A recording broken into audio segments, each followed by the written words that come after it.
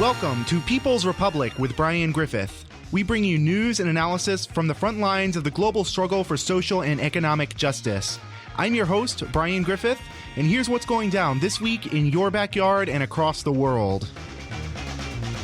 This week we are turning to Houston, where a massive chemical fire in Deer Park near Houston has essentially threatened the well-being of the fourth largest city in the United States. This happened, I think it was about a week and a half ago or so. But nonetheless, I don't feel that this got really the kind of news coverage or the proper news coverage that it deserved around issues of, what the real environmental racism here was that led up to this, what the deregulation, essentially how the deregulation of both real estate and deregulation of, chemical industries and whatnot fed into this, and how this is really kind of a part of the broader discussion on on everything from a kind of climate change, environmental racism, and economic justice. So to talk about all of this regarding the Deer Park chemical fire, we are joined by Michael Zendejas, a local organizer with the Party for Socialism and Liberation in Houston. Thank you very much, Michael, for coming on. Thank you for having me. It's a pleasure to have you. So maybe you can start out by telling us what this was like from the perspective of Houstonians, what, being there and first hearing about this, what was kind of the reaction of people on the ground, and what did Houstonians have to kind of go through as this chemical fire continued to blaze for days on end? Yeah, so, I go to school in Houston, and I had a surprising amount of classmates. I had one class that was almost empty, even just from the amount of people who had to stay indoors due to the shelter in place that was placed there after, certain chemical levels were too high for Shell's preference. And I say Shell specifically because the city insisted that chemical levels were at or below OSHA limits, and that, therefore everything was fine. But Shell actually called for the shelter in place. They told all their employees to stay indoors and things like that. Oh, wow. So the Shell, we're talking about the oil company here, the energy company, yes, said as much? Shell. Yes. Okay, so essentially from the city of Houston was essentially trying to say that it was not that the chemicals released by this massive fire were not necessarily a large safety risk for much of the population. Yeah, absolutely. I mean, the EPA water quality tests still haven't been returned, and so that kind of has allowed the local media to try to whitewash the event. And it's also worth noting that the site itself is still being considered a hot zone by local investigators, and so it's too early for them to start their investigation as to the specific causes of the event. So that's kind of created this vacuum of facts, really, that have allowed the media to kind of give ICT and state officials platforms to say, things like it's not that serious. There's this one official who had a quote that says there are no elevated risks. Even CNN tried saying, there were no serious injuries from either fire, but I think that can be kind of disputed if you look at the communities who were affected by this.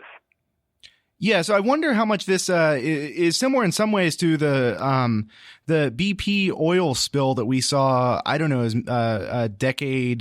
about a decade ago, where there was so much just kind of a unknown. There was, not only unknown information as far as like what the real effect of the oil spill was, what the real expanse of it was, and how much effect it was going to have on on life, on the water quality, everything. And I wonder to what degree we're seeing a similar thing here, where it's possible just kind of cover up to avoid people realizing just how big of an environmental catastrophe this could be or could have been.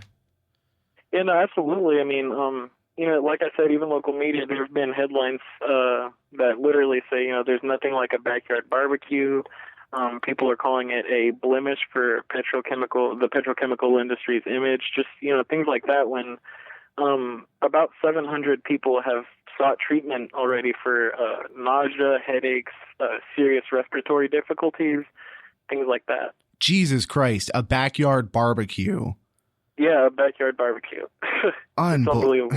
Unbelievable. Just the flippancy there. Absolute flippancy. I'm also hoping we can kind of take this back and like look at some of the factors leading up to this. So this chemical fire, from my understanding, came as a result of a company that had long been under fire in a different way, not to also be flippant there, but a company that has so many times over been fined or has been cited for its essentially lax safety procedures and whatnot, in a city itself that's known for its deregulation. Houston, I believe, has some of the most some of the least regulated zoning, city zoning anywhere in the country. So I'm wondering how those two factors, the lack of regulation around around chemicals, just the general lack of industrial regulation, lack of enforcement of these things, as well as the lack of kind of zoning, led to this sort of thing, and what that might say, because I can't say I know that much about Deer Park either. Yeah, no, absolutely. So, as you stated, ITC has kind of a history of mismanagement. Over the last dozen years, they've paid $200,000 in fees, and those fines have ranged anywhere from $3,000 to in the hundreds and the $103,500 actually. And I think that's really important because for a international petrochemical company, that's not, too steep of a fine. So they're able to there's a leniency given to them that I don't think, we see given to the citizens who need that leniency, from the laws here. And you spoke of the lack of, regulations and things like that. I think the zoning laws in particular play a very important role here. Houston is, I believe, the only major American city without any zoning laws, which means if you can afford it, you can build whatever you want anywhere. And that has kind of led to a lot of these petrochemical industries being placed in the very, almost literally in the backyard of communities that are largely working class and comprised of POCs.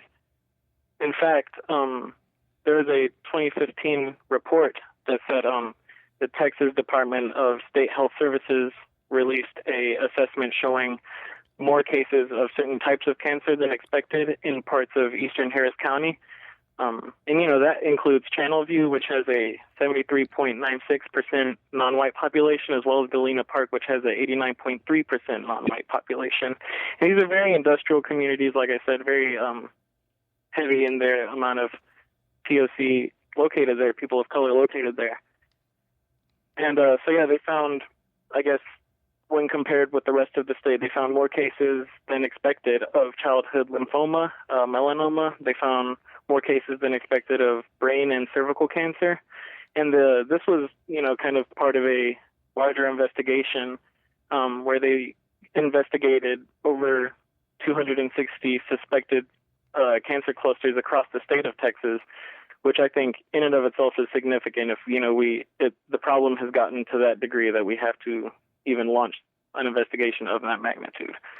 There are so many of these kind of intersections between the racism that kind of pushes, especially, black and brown people to the, to neighborhoods that are often also built on floodplains or whatnot, where while at the same time kind of seeing these just chemical plants built everywhere. It's both kind of a negligence, but also a systemic racism there. I'm wondering, this is not the first time in recent memory in the past couple years that Houston has seen the effects of this kind of environmental racism.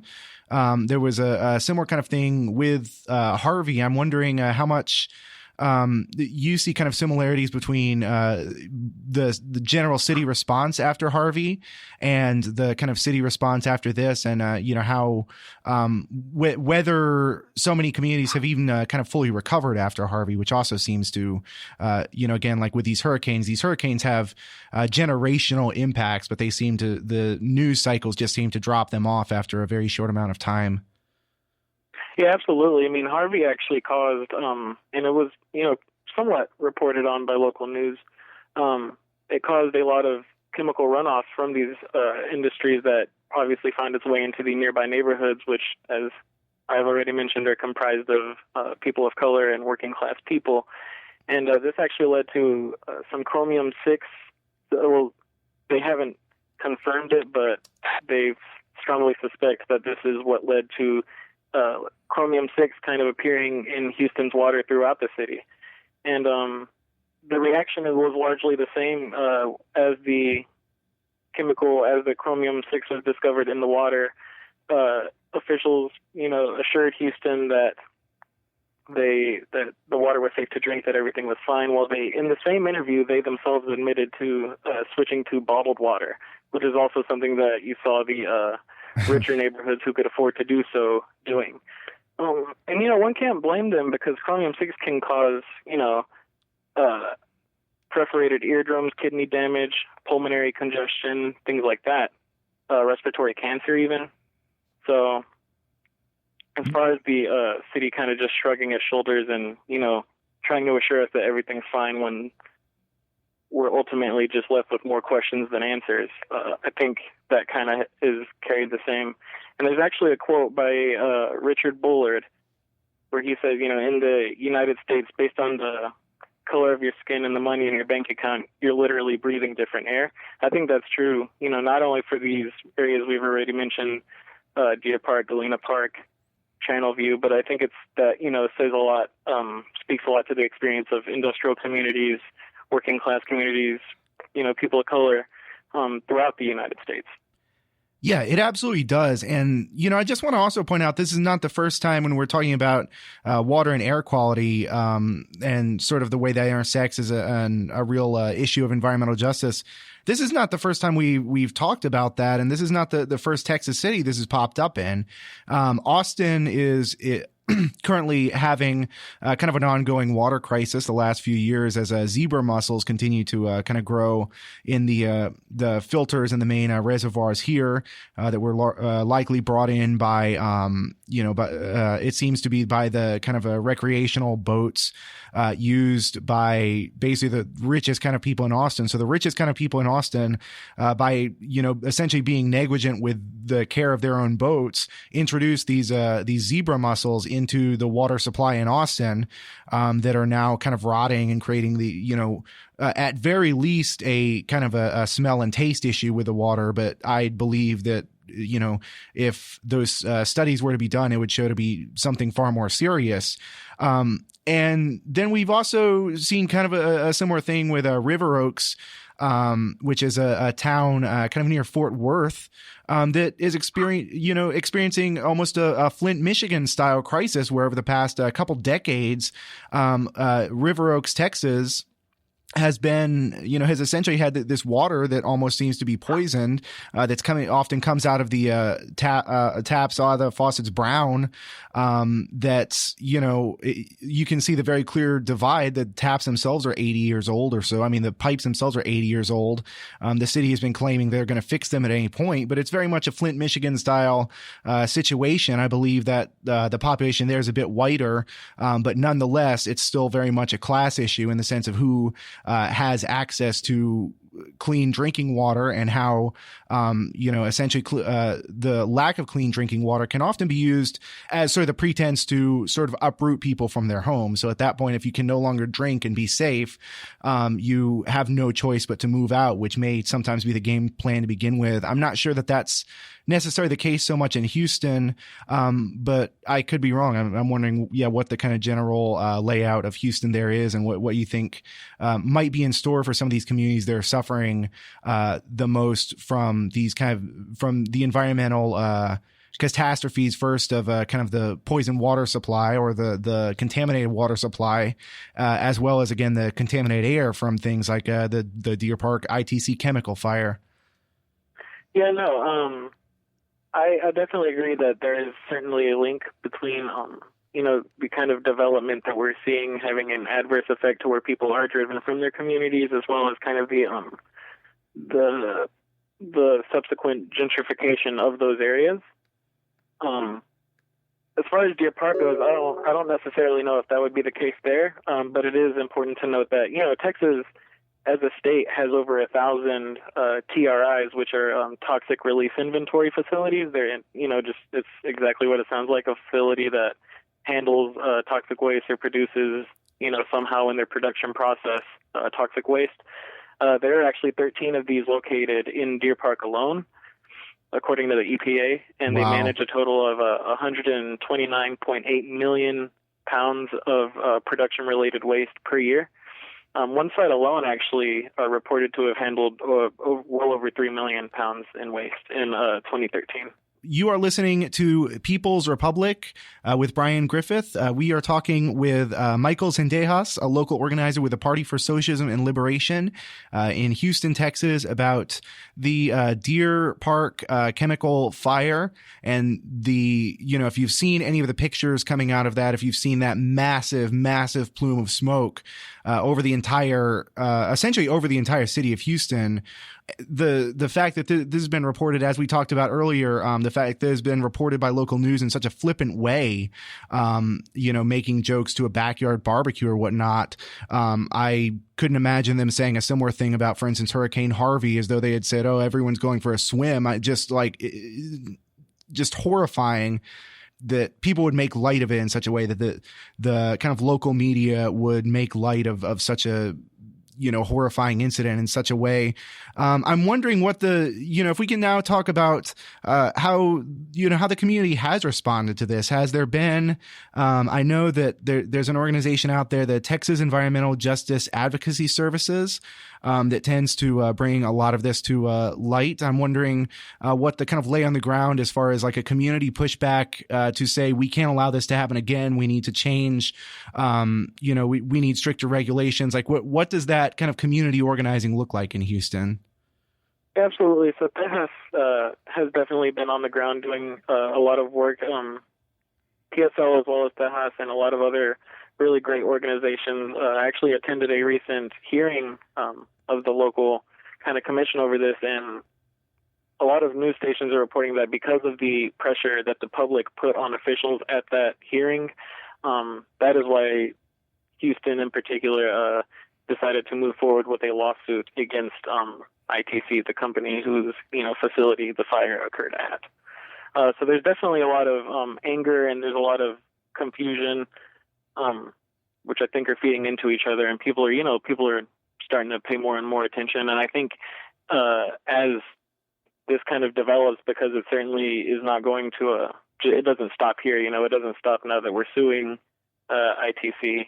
I think as that develops, the news stations and people who have been trying to, I guess, downplay the issue, they're going to have certainly less and less room to do so, because, as these facts start coming up, it's very hard to ignore the seriousness and the gravity of it. When something like this happens, what is the effective way to get the change you want? Is it to vote in more progressive people, just wait around for a couple of years until the right election cycle or whatnot? No, the answer has to be that people have to sort of take initiative immediately. There has to be that kind of infrastructure of workers and oppressed and marginalized people on the ground who are willing to kind of make sure that business as normal cannot continue until justice is found. That is over and over again. We've seen the way forward with this sort of initiatives to connect this to kind of national issues. So for something like the Green New Deal that we keep hearing so much about, really, if there's not that kind of legitimate grassroots leadership pushing toward environmental justice that's connected to class issues, if there's not that sort of thing, then it doesn't really matter kind of what legislation is proposed. There has to be that kind of balance of power shift between sort of a top-down approach where we just wait for our legislators to tell us what the most progressive option is. There has to be a shift from that toward a real bottom-up approach where we're kind of willing to kind of flip that and invest our time and invest our resources into not like both community organizations and also kind of national grassroots organizations that kind of tie all this together. At least that's kind of my take on all of this. No, yeah, absolutely. As you said, I feel like any true progressive change has to come from the people who know, too well the cost of these kind of things.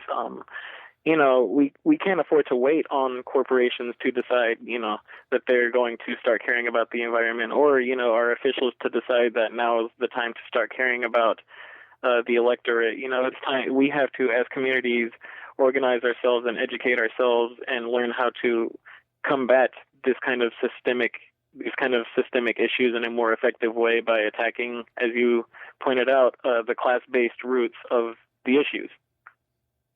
So for people who might be interested in kind of doing that, where might they go to find kind of more information? And we have a little bit of time after that so that we can maybe talk about, kind of other things that might be kind of on your radar that we may have missed out here in Austin.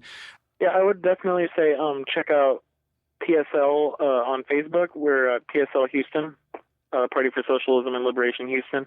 You can also check out Zendejas. They're a great organization that's doing a lot as far as really pushing for a light to be shed on these kind of issues.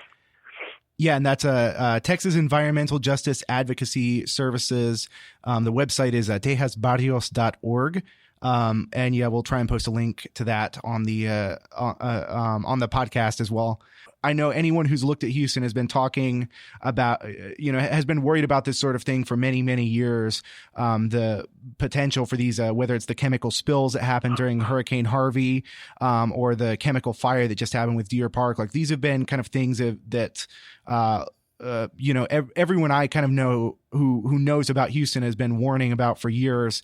Is there anything else, either around those issues or just generally in Houston that also kind of needs that publicity now that maybe we can make a good intervention with?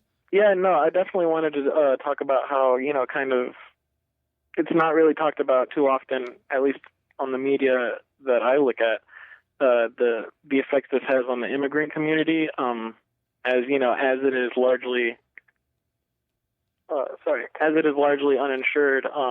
They're definitely going to be needing a lot of support and a lot of outreach. And as I said, the two groups, I mentioned PSL and Zendejas, we're going to try and do everything we can to put those groups at the forefront and try and get their voices heard. So often when this sort of thing happens, just being in my role, like in the media, I cover it when it happens and I try and do follow-ups when possible.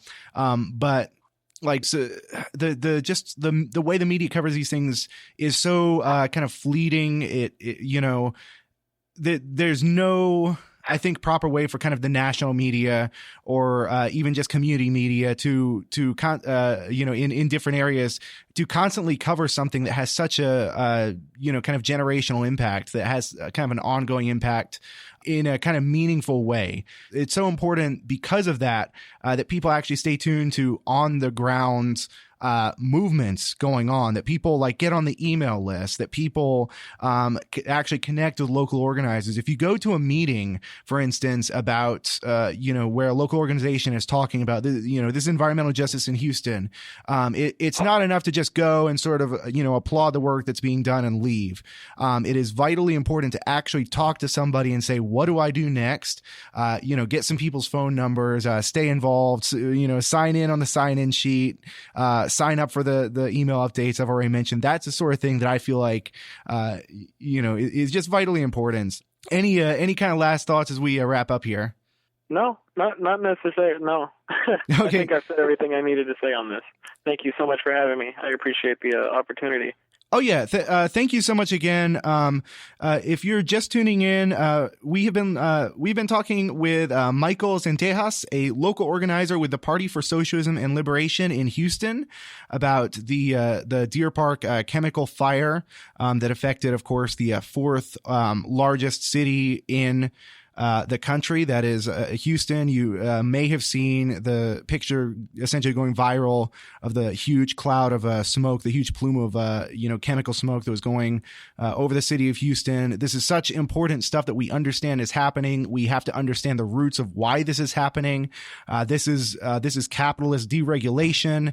This is environmental racism at its worst. And the only kind of way to fight back is with these grassroots community organizations who are doing the work on the ground, and who are offering a real kind of alternative vision for the future, not just these kind of minor reforms and tweaks here and there, but saying that this is no longer an acceptable way to run society. Anyway, that was a little soapbox even for me. But yeah, if you want to know, if you want to get involved more, you can visit pslweb.org. You can find the Party for Socialism and Liberation Houston Facebook page. Or you can go to TEJAS, that's the Texas Environmental Justice Advocacy Services. That's tejasbarrios.org. Thank you again, Michael, for coming on the show. Thank you for having me.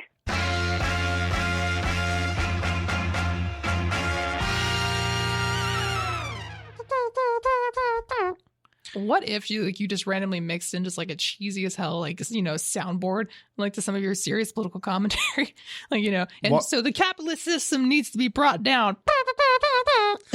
Well, I'm definitely mixing in that because we're actually rolling right now. Oh, really? Damn it. Yeah, now it's time for a regular segment. Perspectives on the News, where we feature all sorts of talk about the news and whatnot from the different perspectives, working class and oppressed organizers. So this week we are once again featuring Winn Ellinger, who is a local musician, cultural worker, and political organizer based here in Austin. So we have 3 different stories we're going to be covering from various parts of Texas. So thank you very much, Winn, for coming on and for bringing us into our next segment there. Oh, absolutely. I'm glad that I can provide nothing but the most serious of segues for your show. Absolutely. Well, this show takes ourselves I take myself a little too seriously sometimes, so it's all good. Cool. So, first up, let's talk about the kind of religious freedom bill that has made its way, I believe. I don't know where it stands in the Texas legislature right now. Just hearing the name religious freedom, obviously, I'm all about religious freedom, right? That, like, why would we have an issue with the freedom of people to practice their own religion? Right. And so, that's one of them things in the First Amendment, right? So here's the thing, though. Whenever people tend to put forward these religious freedom bills, typically that's a very common euphemism for let's discriminate against the poor, or let's discriminate against the LGBTQ community. Let me discriminate against anyone who is trying to seek, contraception or any kind of like affordable health care that's mainly geared towards women and all that. So this one fits the screw the gays category. So I'm reading from an article from Rewire News. Excuse me. So, in Texas, a quiet effort to protect conversion therapy is underway. So if anyone isn't aware, conversion therapy is essentially the practice of trying to turn a person from gay to straight, or bi to straight, or trans to cis, or, something like that. Just turn someone from one of them queers that you don't like too much into a good old boy. Anyway. And so Texas State Representative Scott Sanford, a Republican from McKinney, Texas, filed a bill this month that would, quote, protect mental health providers who engage in practice motivated by their sincerely held religious beliefs. Many LGBTQ people and activists say that this is just thinly veiled endorsement of conversion therapy, a position that I also hold as well, but let me elaborate more. And so Sanford's legislation actually goes against the national trend. 15 states and Washington, D.C. have banned the practice of conversion therapy. And so just giving you a couple more other facts here. So conversion therapy has been universally condemned by all reputable national and international medical organizations like the American Psychological Association, the American Academy of Pediatrics, the American Counseling Association, and 43 more that I could read from a list, but I'm not going to because we don't have time. Yeah, of course. Just in terms of how we have all of these scientific institutions that are saying, whoa, this is a really harmful practice. Do not allow this kind of thing to happen. The Texas State GOP added support for conversion therapy into its 2014 platform. And Texas Democrats have filed numerous different bills to end the practice in the state, but they're unlikely to pass just because the Democratic Party is pretty weak in this state, to be honest, just in terms of state politics. Let me give you a little bit more information about Scott Sanford. So, so Scott Sanford, not just a representative from McKinney, he is also the executive pastor at the Cottonwood Creek Baptist Church in Allen, Texas. But Sanford is the author of many bills that either limit reproductive rights or allow for discrimination based on religious beliefs. These religious freedom bills, as you were kind of talking about, they're not put forth in kind of good faith. They're put forth against the cultural trends of the country. They're put forth against, against the scientific consensus as well as to what's actually good for people, what is good for society, what is good for obviously individual LGBTQ people. Nobody outside of an increasingly kind of isolated, kind of conservative Christian coalition actually believes that these things are a good idea or that these religious freedom bills are a good idea.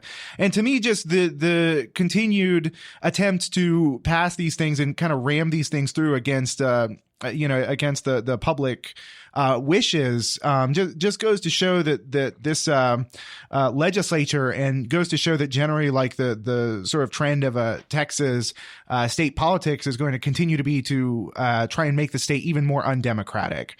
Because I think we have such a there's sort of the nationwide idea that Texas is a highly reactionary state at the population level, and I don't think that's really true. I think it's reactionary because, given the history of Texas, given its alignment with the Confederacy, given its kind of origin story is essentially sort of the, it was added to the Union as a slave state. Yeah, it was a slave state, and given that sort of generally that it was kind of on the front lines of settler colonialism, of the most kind of barbaric forms of settler colonialism. So naturally, it has this history of kind of the most repressive state and anti-democratic state legislature for all sorts of reasons. But those don't really represent, by and large, much of the Texas population. They obviously represent a core part of that population, but really what we've seen is so many kind of anti-democratic measures being kind of rammed through, and just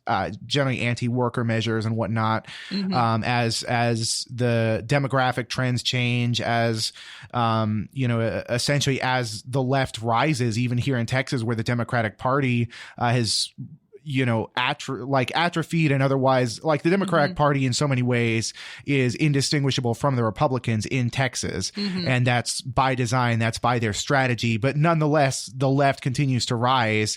There's a real kind of independent left wing movement trying to be born here.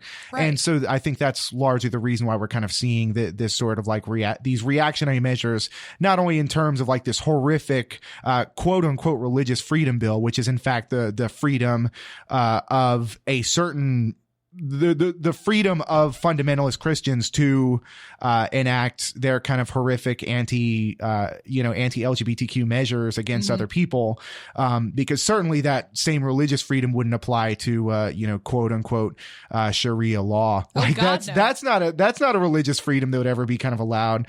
Yeah. Well, that's a total thing we need to be concerned about. Yeah, and meanwhile, of course, these Texas legislators and whatnot, these highly reactionary, just absolute scum of the earth human beings are afraid of even having halal food or whatnot. Yeah. Anyway, I think the point is well made as far as what this is about. I hope we'll continue to see the kind of pushback that we've always kind of seen, and I think it really delegitimizes versus the state legislature in Texas in so many ways, that these just reactionary, just absolute scum of the earth people keep trying to put forth this kind of anti-LGBTQ bill masquerading as religious freedom. Absolutely. Before we move on to our next subject, I just wanted to nail one last point home. So the Texas state legislature is doing stuff like this. They're only meeting for 140 days every other year, right? In odd number years. So they're spending their time doing this when we could be directing state resources to help build up communities, to help replace like water lines in places that have had like really lead infected water, just like Flint, Michigan does. But there are multiple places in the state of Texas that do as well. We have actual real problems that we could be fixing. But of course, this is what we have to spend our time and energy fighting, because otherwise, we're just going to start having more of our rights chipped away just because of these legislators with screwed up priorities. Of course. And on that point of places that need their water fixed, River Oaks, Texas, a town outside Fort Worth. I'll mention it every chance I get. River Oaks, Texas is one of the Flint, Michigan style towns of Texas, where they have, a water supply that is seemingly unsafe to drink, that nobody's dealing with. So yeah, Texas, as if this is a surprise to anybody, the Texas legislature has its priorities all screwed up. So let's move on. Kind of all our stories revolve around Texas legislation in some way or another. Let's briefly hit upon I believe it was Pflugerville ISD. That's a little bit north of Austin, and sort of the controversies. It's not controversy around BDS per se, but it's a controversy essentially around freedom of speech cloaked in the defense of Israel that Texas is so fond of, enforcing as state law. Right. So just in terms of just to put this in a bigger context as well, if you remember the attacks that have been very vehement against U.S. Representative Ilhan Omar, based on her comments about AIPAC, the American Israeli Political Action Committee, then this part of what's happening in Texas would also make a good deal of sense. So this person here is a 46-year-old mom from Round Rock. She worked for the Pflugerville ISD school system. She's a former elementary school speech pathologist, and she testified in federal court recently that she was fired because, or rather that her employment contract was not renewed. Technically, I suppose I should be a bit more accurate there, because she, quote, refused to initial an addendum on her employment contract, saying that she does not boycott Israel and that she would not boycott Israel for the remainder of her contract. So the reason why that this is a thing is because the state of Texas passed a law in 2017 that bars governmental entities from doing business with contractors who support a boycott of Israel. And so just to give you a couple more facts here. So at least 20 states have recently made laws like this, and Israel happens to be Texas' fourth leading trade partner out of like all the potential things that the state of Texas does trade with. And in fact, last week, officials for the University of Texas school system informed students and employees that they would not be reimbursed for work-related stays at Airbnb because of Airbnb's recent decision to boycott Israeli settlements in the West Bank. And it's not as so UT, as subservient to the state system of the state of Texas, being a public school and everything, obviously has to follow whatever laws that the state of Texas passes and everything. And so that's where that came from. Just for the record, Airbnb doesn't boycott Israel at large. It only boycotts it. It only refuses to allow listings in like the illegal settlements in the West Bank. And the amazing thing is that happened as a result of public pressure. Like the BDS movement actually, I remember when this was a thing, when the BDS movement, that's boycott, divestment, and sanctions. And, people should definitely kind of check that out, see what BDS is all about, because it's, kind of the real front lines of, essentially like bringing an end to apartheid in the so-called state of Israel. But, the BDS movement was pointing out that Airbnb was hosting, Airbnb homes, rentals in occupied Palestine.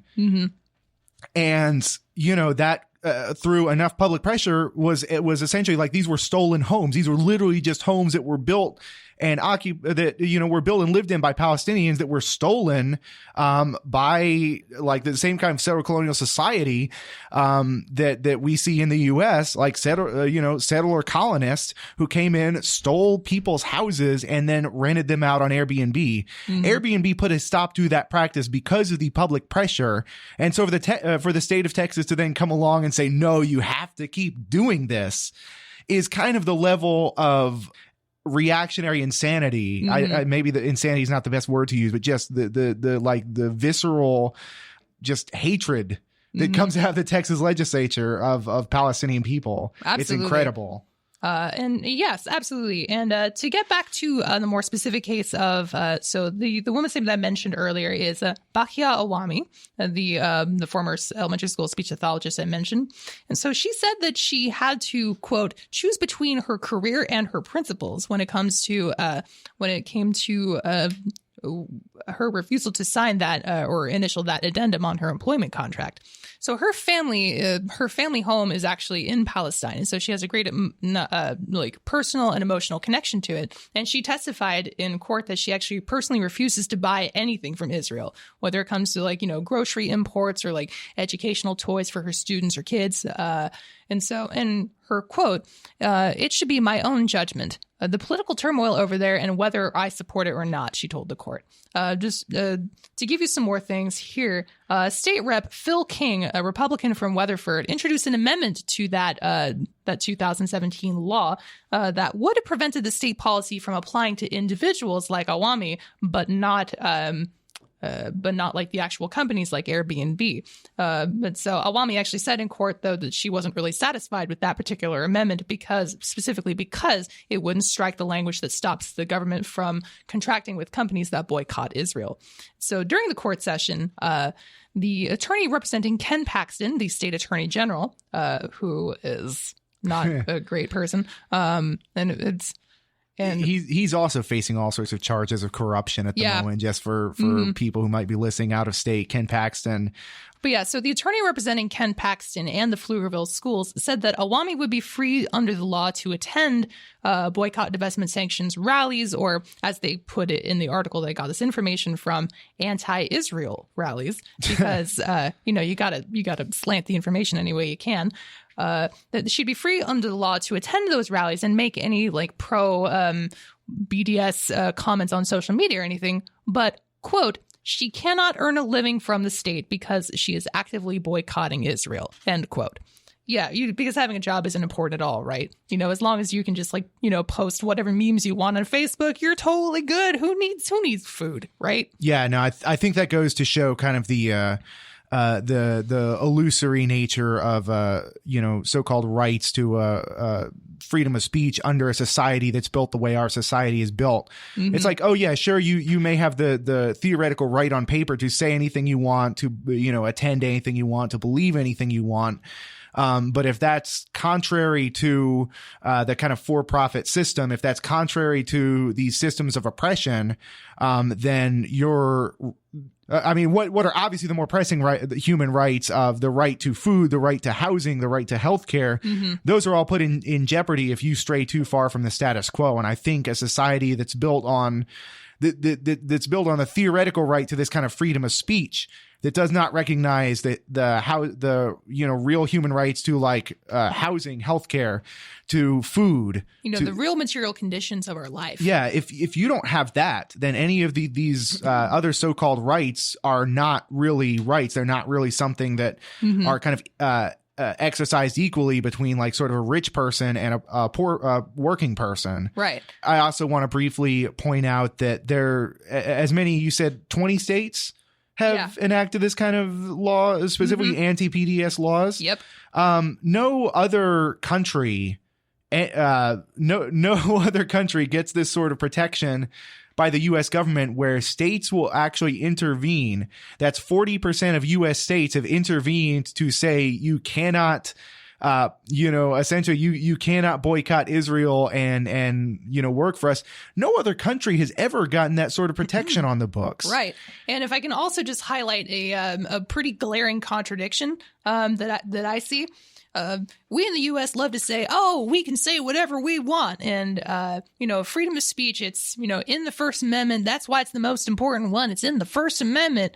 But when you have, if you ever stray too far from an establishment position, then you're going to get 40% of the states in your freaking country making laws like this, and to go on tirades against anyone who dares question the influence of AIPAC. Just like, ugh. With regard to like where the kind of balance of power lays, a lot of people will kind of try and make the argument, or some people try and make the argument that Israel is kind of the most powerful lobby or whatnot. But I think in a certain way, like the balance of power is actually reversed. Like Israel functions as an outpost and as a testing ground, essentially for the front lines of a, U.S. empire in the Middle East. Don't you mean freedom and democracy? Oh, yeah, of course. The quote unquote only democracy in the Middle East that, meanwhile is committing all sorts of human rights violations, even as we speak. I know it's we may be witnessing sort of something similar to the 2014 assault on Gaza that killed, I believe, 1,500 people at that point. So it's definitely it's a harrowing time with Israel right now. Israel functions as an outpost to the U.S. Israel functions as a junior partner to the U.S. And so the reason that it's so hard to criticize Israel in the U.S. is specifically because the U.S. weaponizes the state of Israel in order to do its most dirty work in the Middle East and against Arab populations. And so like understanding that and understanding it's not that Israel necessarily has control over the U.S. It's the U.S. because it uses Israel so heavily. It becomes sacrilege to criticize Israel for that kind of reason. I love all the religion puns we're making on this. Oh, did I? Yeah, you just said sacrilege. So. Oh, yeah. Something just seeping in. All this talk about religious, quote unquote, religious freedom or whatnot. Yeah. All right. So if you're just tuning in, you're listening to People's Republic with Brian Griffith. We are talking with Winn Ellinger, who's a local political organizer, musician, and cultural worker in Austin, about kind of specifically Texas politics. This is part of our regular segment, Perspectives on the News. We have one more news story we're going to cover for this segment.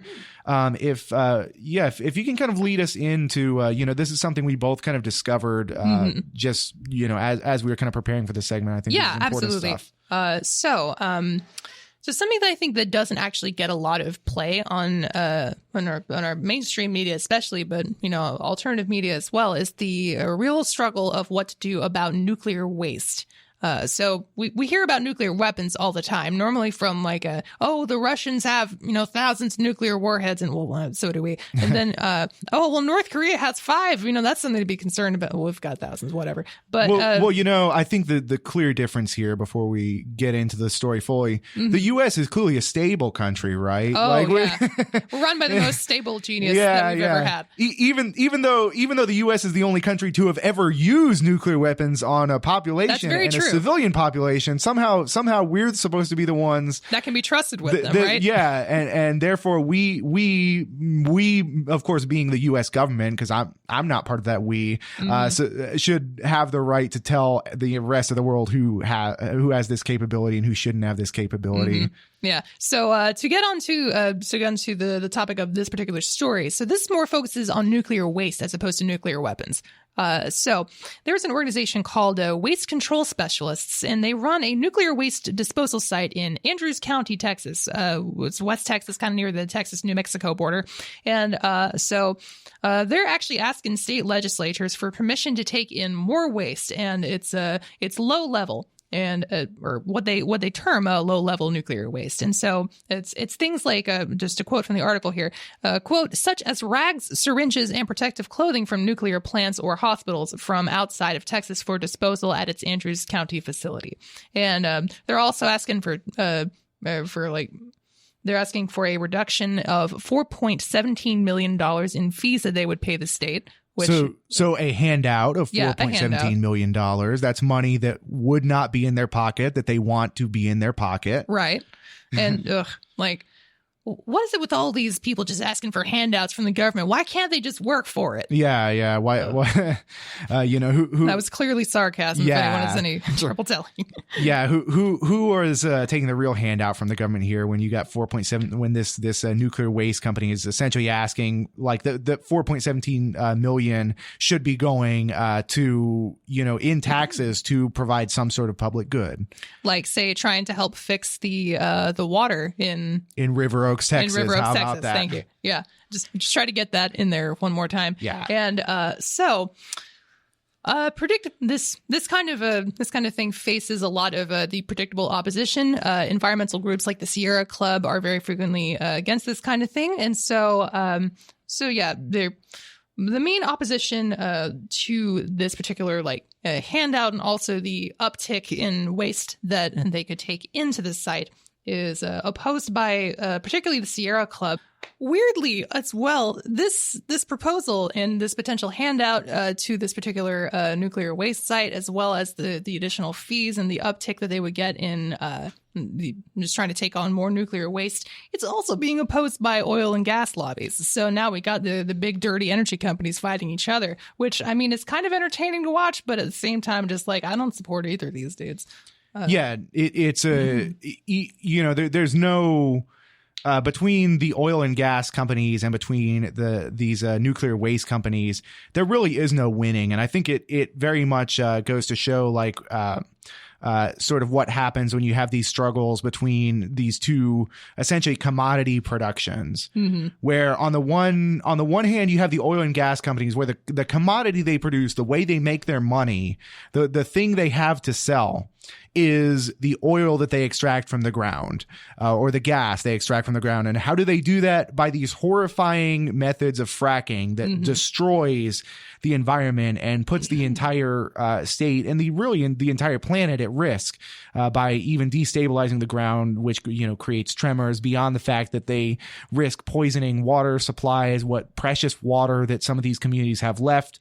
So the oil and gas companies, that's the way they produce their product. That's the way they make their money. And so they're running up against these kind of companies whose commodity, who's the thing they produce, is waste storage.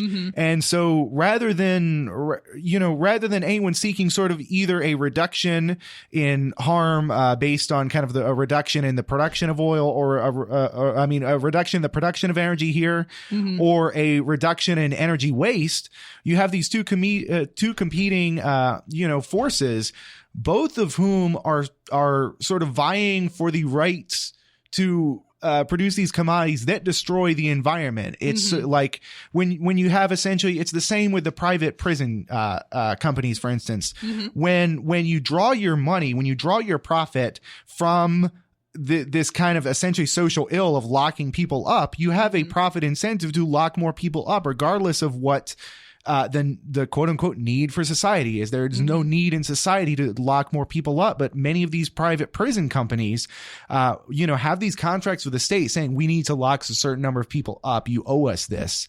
And it sounds like the same sort of thing with the energy company, or with the nuclear waste companies rather, in that they're looking for they're looking for this opportunity to dump more things from across the country, to essentially cart in waste from other parts of the country, dump it in West Texas that's already suffered so much, and for nothing. Exactly.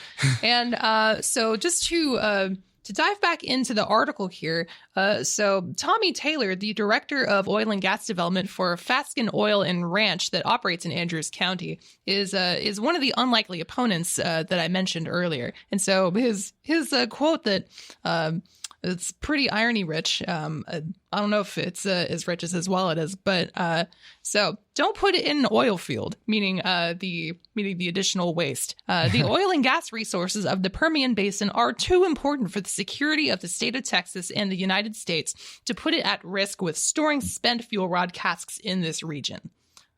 wow. Like, I'm not even sure exactly how to respond to that, just because it's just like, does he not see the irony of his own statement, just being like, oh, well, I mean, nothing in terms of prolonging people's lives or helping people live healthier lives. But, this thing that I can make money on, no, that might be in danger. That's why I need to oppose this thing that would actually. Ugh. Yeah, it's absolute nonsense. Mm-hmm. I think in many ways it's time to sort of rebuild a pushback, rebuild a real like sort of anti-nuclear movement. This is for so long dropped off the radar of people, due to sort of just the triumph of kind of a neoliberal system, the triumph of capitalism over socialism. But then kind of more importantly, when you think of a lot of people don't kind of remember that the FBI went so heavily after environmental groups in the 1990s, after having, finally defeated the communists. That was sort of their number one target for some time during the 1990s, wasn't these environmental groups. So, it's now kind of high time to be looking at rebuilding a real strong movement for the planet, for the environment. This is not something that can wait at all. Absolutely. And that's why things like that's why you have people like Alexandria Ocasio-Cortez proposing things like the Green New Deal in Washington, D.C., because of course, it's whether it's going to pass, whether that particular thing is going to pass or not is anybody's guess, just depending on the political climate. But there's actually a quote here that I think sums up the points that we're going to make here. So David Rosen, a petroleum geologist and former chairman of the Democratic Party of Midland County, Texas, says, "Can we risk jobs, lives, and income for a few additional jobs just so they can make more money against the backdrop of driving economic force of Texas, which is oil and gas?" And so is it worth it? I don't think so. And so obviously he's having a lot of slant here, but I think the first part of this really says it nicely here. Can we really risk the livelihoods that we've been building up just so they can they being the nuclear lobby here, just so they can just rake in more money just to give it to their investors? Like, why is that worth it? Why is that something that we should be spending our energy and time and resources on as a state? Yeah, especially like when in Houston recently, there was a huge chemical fire that's going to need a lot of money and time and energy in order to clean up. And then we're just going to be given $4.17 million just to this one nuclear waste site. Why? It doesn't make any sense. Well, it makes sense to a certain group of people. Like, okay, well, fine. It makes sense to the people getting the $4.17 million, and that's the thing. Is like we need a system, that where all of this industry is democratically run. We need a system where these sort of decisions on regulation, these decisions on how we produce our energy, these decisions on industry generally are made democratically by the people, especially the people most affected, the working class and the oppressed people, who are going to have to deal with the effects of this sort of thing. And these decisions are not made essentially dictatorially by these energy companies and their lobbyists, who are only looking at the next quarter or the next year's worth of profits, and who aren't looking at the bigger picture of decades and centuries of is our planet going to survive? We need a new system. Like any sort of reforms are, to this god awful system of profit are not going to cut it. Any sort of reforms to capitalism are going to be temporary at best, and are not going to address the kind of systemic structural things. I think we are going to have to leave it there. Next time we discuss Texas politics, we're going to try and get Beto O'Rourke in to talk. Bet or not. Yeah, talk about his skateboarding style or whatnot. Like guys, I was such a punk in my old days. Hello, fellow kids. How do you do, fellow kids? It is I, Beto O'Rourke. Anyway, we're going to leave it there. We've been talking with Winn Ellinger, who is a political organizer, a musician and cultural worker based in Austin, Texas. You are listening to People's Republic with Brian Griffith. People's Republic is produced at KOOP Radio 91.7 FM in Austin. And it's also available as a podcast everywhere you're about to hear here. So stay tuned. That's all we have for this week. You have been listening to People's Republic with Brian Griffith. People's Republic is produced at KOOP Community Radio in Austin, Texas, and is also syndicated on WHIV 102.3 FM in New Orleans. You can find our show on SoundCloud, iTunes, Spreaker, Spotify, and Stitcher by typing in People's Republic, or you can visit us on Facebook and Twitter at People's Radio ATX. Thanks for listening as we report on the global struggle for social and economic justice. We are out of here.